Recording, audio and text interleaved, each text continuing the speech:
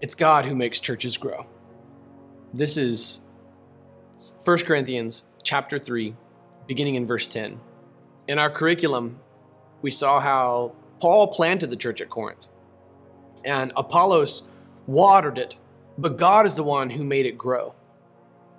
And every member of that church was all a part of Christ's building. This is 1 Corinthians chapter 3, verse 10. According to God's grace that was given to me, I have laid a foundation as a skilled master builder, and another builds on it. But each one is to be careful how he builds on it. For no one can lay any other foundation than what has been laid down. That foundation is Jesus Christ. This liturgy that we're teaching through Jesse Campbell Ministries, through the Redemption Church.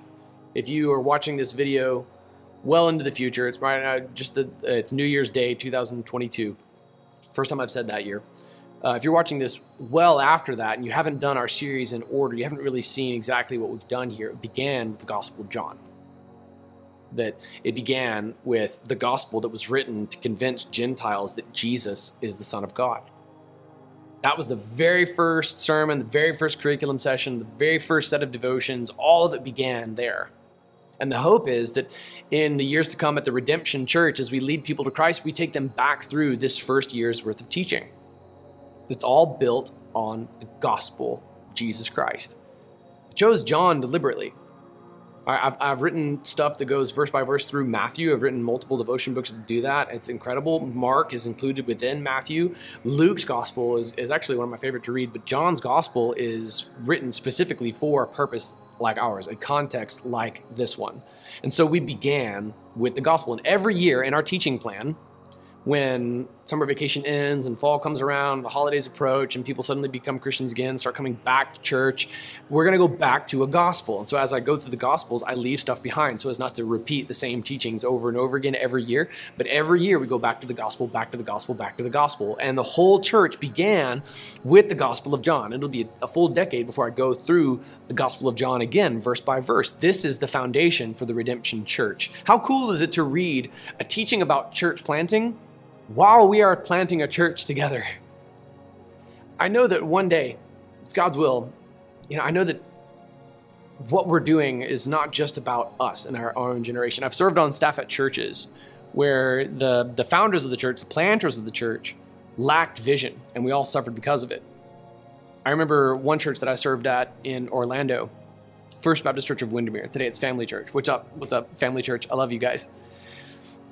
It was planted by some guys from First Baptist Winter Garden, and they rented some space in a storefront in a shop, and then they fundraised and they built like this little thing, just this little chapel that's smaller than the room I'm in now, and that was the church.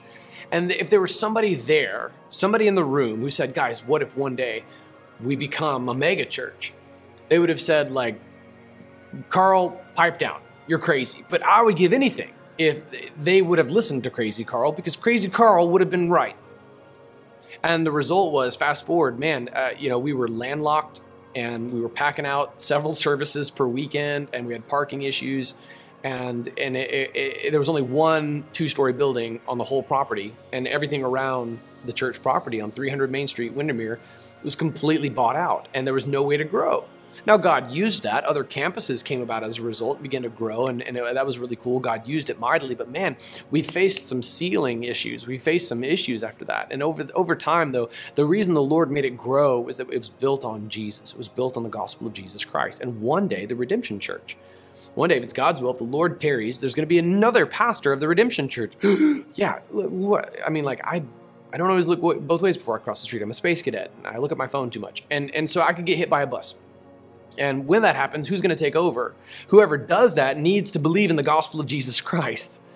I don't have a whole lot to say at this point, especially if I get hit by a bus. You probably shouldn't listen to me. But I do believe Paul's correct for what it's worth. Each one is to be careful how he builds on it, for no one can lay another foundation than what has been laid down. The foundation is Jesus Christ. So in the future of the Redemption Church, all right, consider this a time capsule on New Year's Day, filmed on New Year's Day of 2022. Future pastor of the Redemption Church, Point to Jesus, point to Jesus, point to Jesus, point to Jesus. This is the foundation for the Redemption Church. It's built upon Jesus. If you're a part of the Redemption Church, you are a church planter. There's no other foundation but Christ, amen? Whoever comes next, whoever is in the future pastor of the Redemption Church, the future pastoral staff, stay true to Jesus, stay true to Jesus, stay true to Jesus. Let's invite more people to the Redemption Church today.